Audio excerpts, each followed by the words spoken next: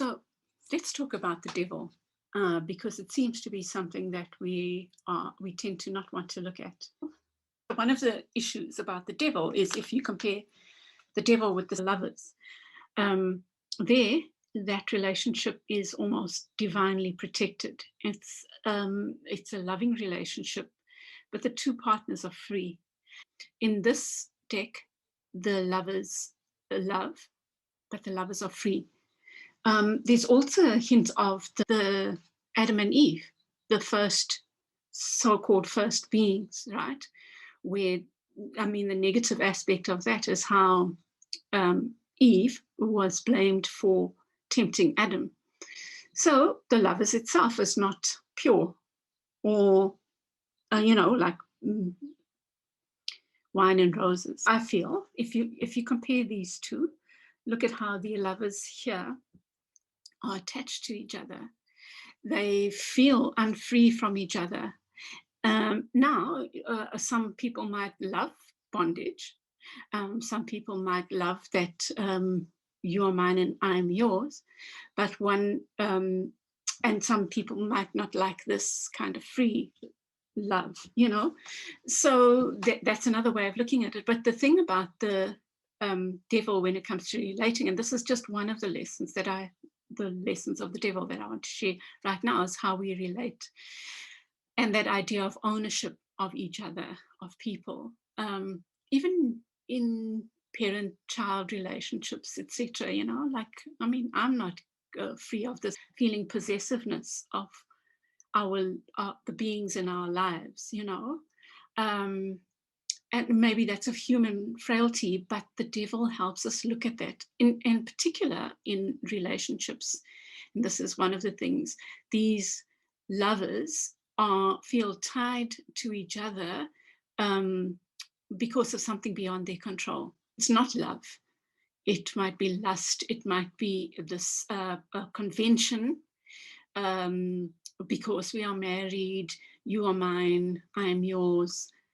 There's a negative side to that. Of course, there's the side where people make a commitment to each other, but there's still nobody, not a single soul owns another. And Khalil Gibran's poems, even though they might be hard to swallow, that's what he talks a lot about that we don't own.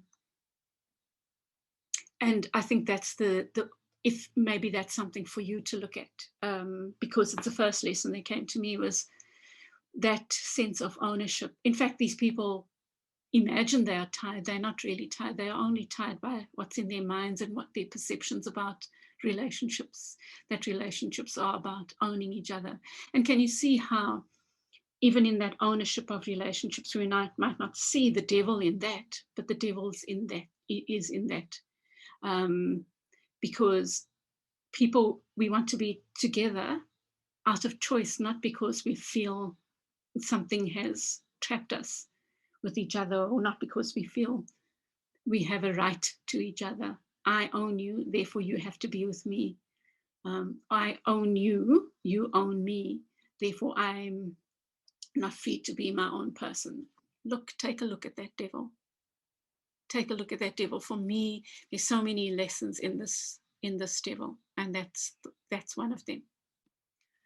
Yeah, and here's another thing about the devil, in the sense of relating and relationships, is being tied to each other for the wrong reasons, like ownership, one, like financial, like tied to each other because of you come from the same kind of family, same status, same, all that bullshit.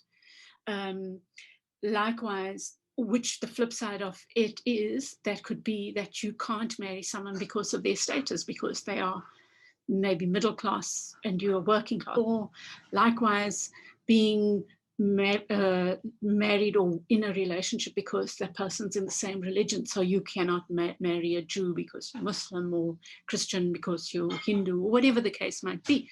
Here's another thing. If we're just going to stick to the relationships and relating, the devil can speak about lust.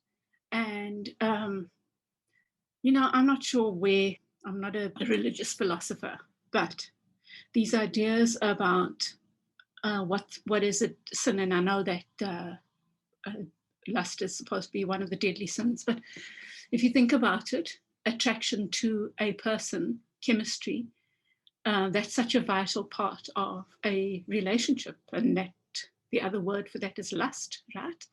Um, so in a way, one can say it's a beautiful thing. It can be a beautiful thing.